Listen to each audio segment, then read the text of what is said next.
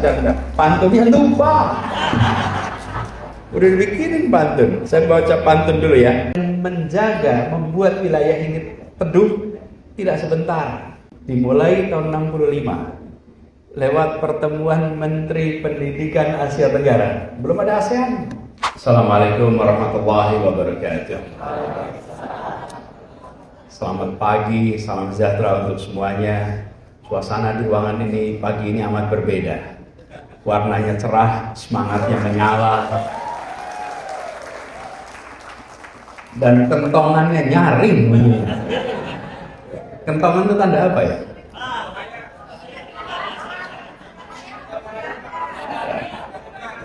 Panggilan untuk bergerak bersama. Izinkan saya pertama menyampaikan selamat. Selamat kepada seluruh jajaran pimpinan gerakan rakyat, baik DPP, DPW, DPD, yang sudah bekerja luar biasa selama beberapa waktu ini dan berhasil menyelenggarakan rapat kerja nasional pertama di Jakarta ini.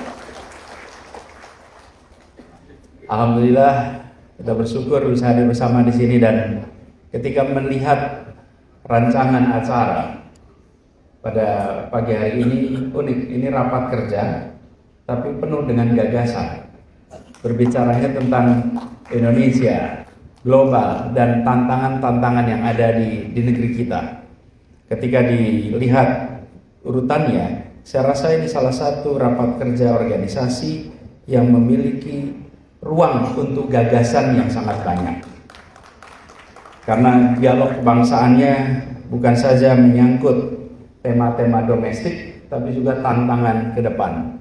Sekaligus mengirimkan pesan bahwa Indonesia bukan sekedar sebuah republik yang untuk mengurusi rakyat di republik ini saja, tapi republik yang berperan di wilayah global.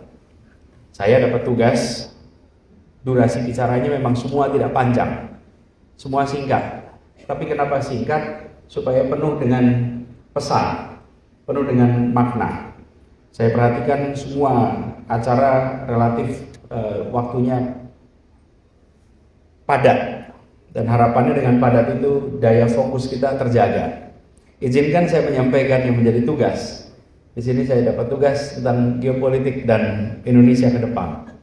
Bapak-Ibu sekalian, kita tinggal di wilayah Asia Tenggara yang penduduknya lebih dari 650 juta. Dan 280 dari angka itu adalah warga Indonesia. Lalu kita lihat posisi kita di Asia. Di sisi timur ada beberapa unsur kekuatan. Di sisi selatan ada unsur kekuatan. Di timur ada Tiongkok yang paling besar, ada Jepang, ada Korea Selatan, ada Korea Utara, ada masyarakat Taiwan. Ini semua wilayah yang suasananya tegang, bukan wilayah yang suasananya teduh. Tegang, tak terbayangkan utara dan selatan, antara Korea Selatan dan Utara tegang, antara Tiongkok dengan Jepang tegang, antara Korea Selatan dengan Tiongkok tegang. Ini wilayah yang tegang. Masuk ke Asia Selatan, ada India yang sangat besar. Di situ ada Pakistan, ada Bangladesh, ada Sri Lanka, atasnya sedikit ada Afghanistan. Wilayah itu bukan wilayah yang teduh, ini wilayah tegang. Wilayah tegang di situ semua. Tapi begitu masuk ke antara keduanya, namanya Tenggara. Di situ ada Indonesia, ada Malaysia, ada Singapura, ada Thailand, dan 5 negara lainnya. Wilayah ini tidak tegang, wilayah ini teduh, dan Indonesia harus bisa menjaga keteduhan di wilayah itu.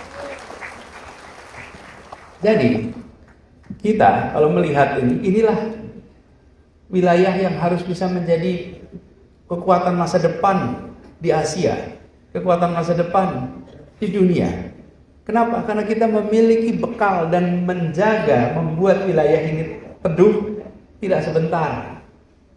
Dimulai tahun 65 lewat pertemuan Menteri Pendidikan Asia Tenggara. Belum ada ASEAN.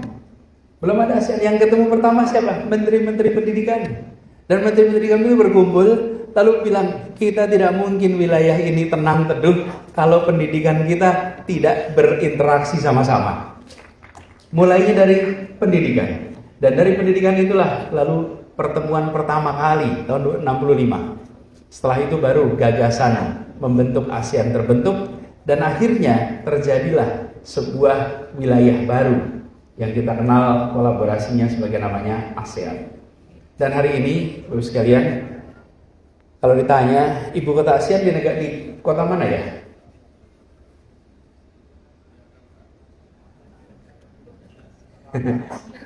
Ibu kota ASEAN itu di mana, Bapak Ibu? Kita harus bisa menjawab dengan jelas dan tegas. Jakarta adalah ibu kota ASEAN. Karena itu waktu dulu saya bertugas di Jakarta, ada stasiun kereta api MRT yang lewat di depan kantor kejaksaan. Saya minta stasiun itu diberi nama stasiun ASEAN, supaya pas setiap hari mengingatkan penggunanya bahwa Jakarta itu bukan hanya ibu kota Indonesia, tapi Jakarta juga ibu kota ASEAN. Dan di Jakarta ini, Bapak Ibu lihat, semua kedutaan internasional di sini punya dua duta besar, satu duta besar untuk Indonesia, satu duta besar untuk ASEAN. Dan kalau Bapak Ibu datang ke kedutaan Indonesia di luar negeri, pasti muncul dua bendera juga, satu bendera Indonesia, satu bendera ASEAN. Nah, saya ingin menyampaikan pada semua bahwa Indonesia punya ruang yang sangat besar untuk berperan di wilayah Asia Tenggara, Asia, apalagi dunia. Nah, syarat untuk bisa melakukan itu, PR domestiknya harus beres. PR domestiknya karena kewibawaan di dunia internasional dimulai dari kewibawaan domestik. Tidak bisa kita memainkan peran internasional kalau domestik kita tidak bisa jadi contoh. Ketika kita mengatakan kepada dunia bahwa kita harus mementingkan persoalan lingkungan hidup, orang tanya, you udah beresin belum soal lingkungan hidup?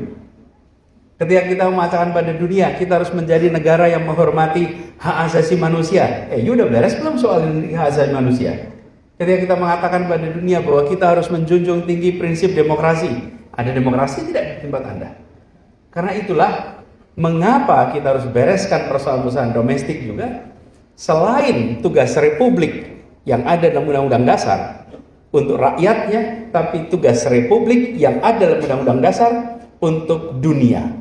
Karena kita hadir bukan sekedar untuk penduduk di Nusantara, tapi kita hadir sebagai warga dunia. Itu sebabnya kita harus selalu muncul dalam pertemuan-pertemuan global. Bapak sekalian, bertahun-tahun Indonesia absen di pertemuan PBB. Kepala negara nggak muncul, selalu Menteri Luar Negeri.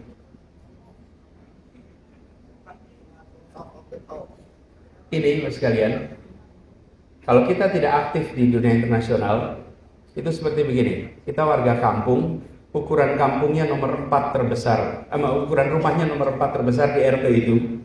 Tapi kalau rapat kampung, kita tidak pernah datang. Cuman kita bayar iuran jalan terus. Bikin ramai juga tidak, taat di kampung. Cuman begitu rapat warga, kita nggak datang. Padahal ukuran rumah kita nomor 4 terbesar di kampung itu. Sudah saatnya kita tidak lagi pasif. Sudah saatnya kita ambil posisi yang proaktif.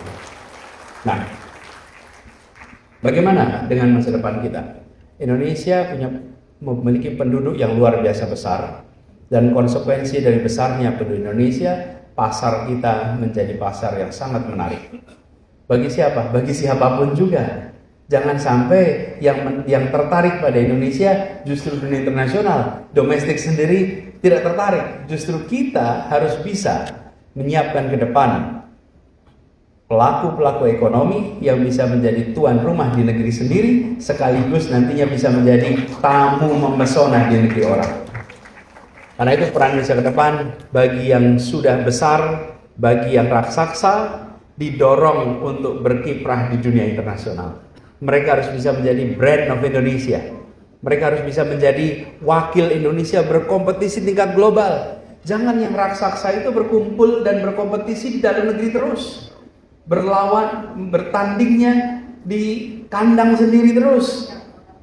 maka yang raksasa harus bisa bertanding dan harus bisa menang di kancah perekonomian global. Mewakili Indonesia menjadi pelaku-pelaku ekonomi global. Bila hari ini kita menyaksikan korporasi-korporasi internasional hadir di negeri ini, sudah saatnya korporasi berasal dari Indonesia berperan di negara-negara lain di seluruh wilayah dunia. Jadi yang besar didorong ke sana. Bagaimana dengan yang domestik? Yang kecil dibesarkan, yang menengah dibesarkan. Di mana? Di dalam market domestik.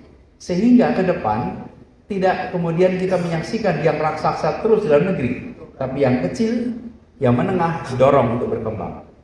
Yang berikutnya soal demokrasi kita. PR kita menjaga demokrasi kita tetap berfungsi dengan baik. Ancaman pada demokrasi ada di seluruh dunia. Hari ini kita menyaksikan banyak tempat di dunia mengalami kemunduran dalam praktek demokrasi. Akankah kita biarkan bila Indonesia mengalami kemunduran demokrasi? Akankah kita biarkan? Enggak, kita menjaga sama-sama. Dan demokrasi ini penting untuk memastikan apa yang disusun sebagai rencana negara sesuai dengan aspirasi rakyat. Itulah sebabnya mengapa demokrasi menjadi penting. Dan demokrasi ini memberikan interval.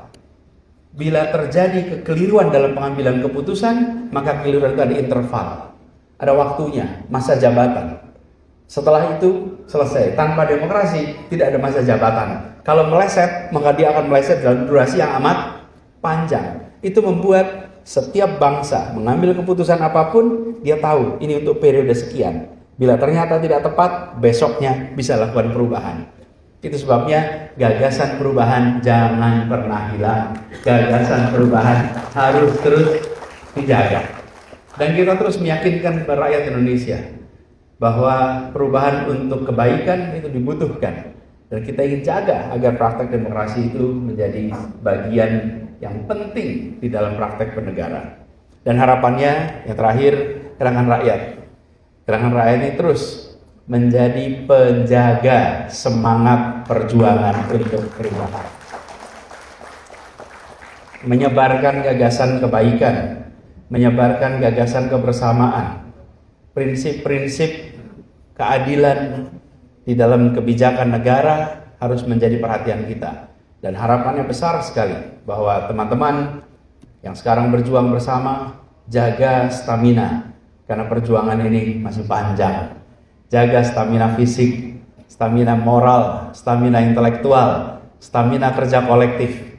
Karena dengan begitu harapannya usaha untuk melakukan perubahan itu kelak akan bisa tertunaikan hingga tuntas. Selamat Rakernas, selamat bertukar pikiran, selamat saling menginspirasi. Insya Allah forum ini menjadi forum yang memberikan catatan sejarah penting bagi gerakan rakyat, kontribusi nyata besar bagi masyarakat Indonesia, dan akan dicatat dengan tinta emas dalam perjuangan orang-orang baik untuk Republik yang lebih baik. Terima kasih. Kurang lebih mohon maaf. Assalamualaikum warahmatullahi wabarakatuh. Sebentar. Pantunnya lupa. Udah dibikinin pantun. Saya baca pantun dulu ya. Bentar, baca pantun dulu nih. Bentar. Pagi-pagi hujan lebat, tak jadi latihan memanah. Gerakan rakyat memang hebat, insya Allah akan amanah. Tepuk tangan sekali lagi sama yang bantu bikinin. Nah, ada juga bikinan satu lagi nih. Burung merpati terbang ke barat, singgah sebentar di dahan akasia. Rapimnas gerakan rakyat bersatu erat, berjuang bersama untuk rakyat Indonesia. Sekali lagi terima kasih. Assalamualaikum warahmatullahi wabarakatuh.